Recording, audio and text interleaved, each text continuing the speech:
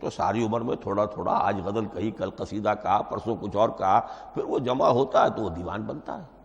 اسی طریقے سے تو یہ کر رہے ہیں۔ اگر یہ اللہ کا کلام ہوتا تو بیک وقت آ جاتا۔ یہ تو ذرا محنت کرتے ہیں، کچھ اس کے اندر اس کو اپنی محنت سے کوشش کر کے کچھ موضوع کرتے ہیں، کلمات، الفاظ، اور اس طریقے سے رفتہ رفتہ لے کر آ رہے ہیں۔ اس لیے ان کا اعتراض نقل ہوا ہے یہ، وَقَالَ الَّذِينَ كَفَرُوا لَوْلَا نُزِّلَ عَلَيْهِ الْقُرْآنُ جُمْلَةً وَاحِدَةً، انہوں نے کہا کیوں نہیں اترا یہ قرآن پورا کا پورا ایک ہی بار؟ یہ اعتراض تھا۔ اس اعتراض کے جو جوابات دیے گئے ہیں وہ نوٹ کیجئے کہ لوگوں کے حق میں یہ مفید ہے، یہ پورے قرآن کا تحمل ایک وقت میں کر نہیں سکتے۔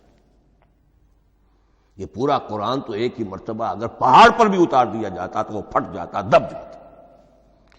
وَقُرْآنًا فَرَقْنَاهُ لِتَقْرَأَهُ عَلَى النَّاسِ عَلَى مُكْثٍ وَنَزَّلْنَاهُ تَنزِيلًا، سورہ بنی اسرائیل آیت 106۔ یہ وہ قرآن ہے جس نے ہم نے جس کو ٹکڑے ٹکڑے کر کے، فرق نہ ہو، فرق توڑ دینا، تھوڑا تھوڑا کر کے ہم نے کر دیا، لِتَقْرَأَهُ عَلَى النَّاسِ عَلَى مُكْثٍ، تاکہ آپ اسے پڑھ کر سنائے لوگوں کو وقفے وقفے سے، تاکہ وہ سہار سکیں، سنبھال سکیں، برداشت کر سکیں۔ وَنَزَّلْنَاهُ تَنزِيلًا، اسی وجہ سے ہم نے اسے نازل کیا ہے بطرز تنزیل، بطرز انزال نہیں، بطرز تنزیل۔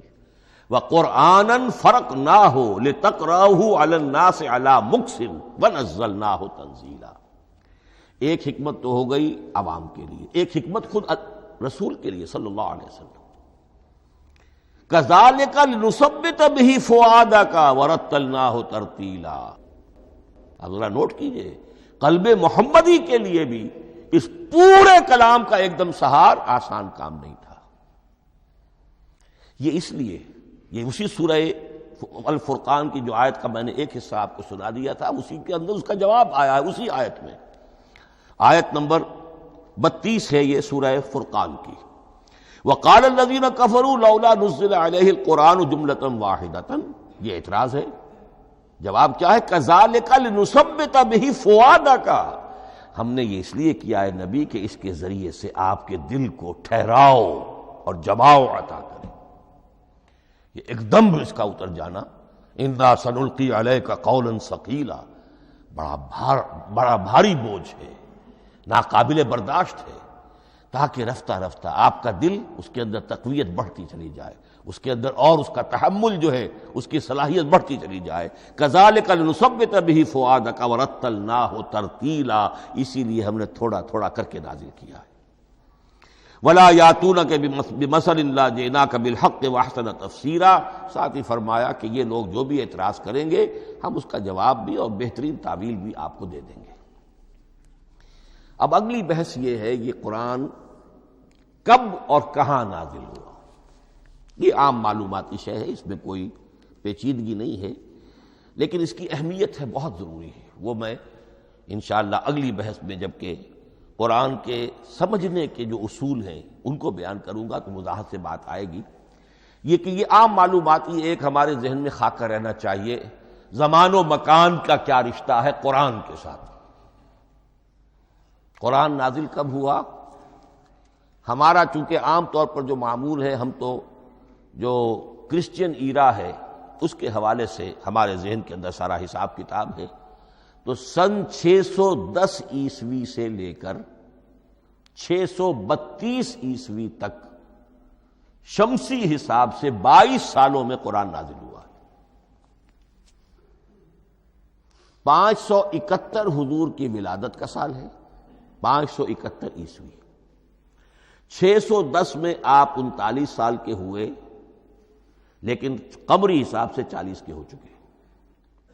610 میں قرآن کی تنزیل شروع ہوئی اور 632 میں آپ کا انتقال ہوا۔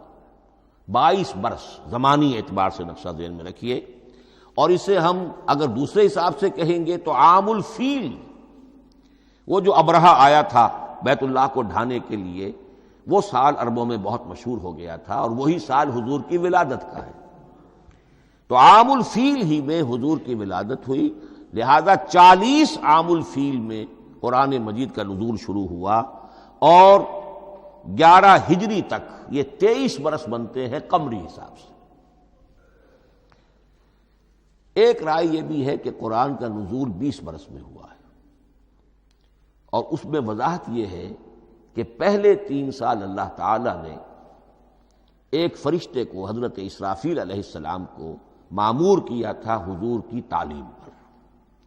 دنیاوی اعتبار سے حضور نے کوئی تعلیم حاصل نہیں کی، آپ امی تھے، آپ نے دنیاوی اعتبار سے کسی کے سامنے زانو تلمس طے نہیں کیا، کہیں کوئی تعلیم حاصل نہیں کی، کہیں کوئی تحصیل علم نہیں کی، لیکن اللہ تعالیٰ نے علمہ شدید القوا، اللہ تعالیٰ نے جو کچھ انہیں سکھایا ہے، جو علم انہیں عطا کیا ہے، تو ایک روایت یہ ہے کہ 3 برس تک، اور اس کے بعد پھر قرآن نازل ہونا شروع ہوا تو 20 برس تک قرآن نازل ہوا۔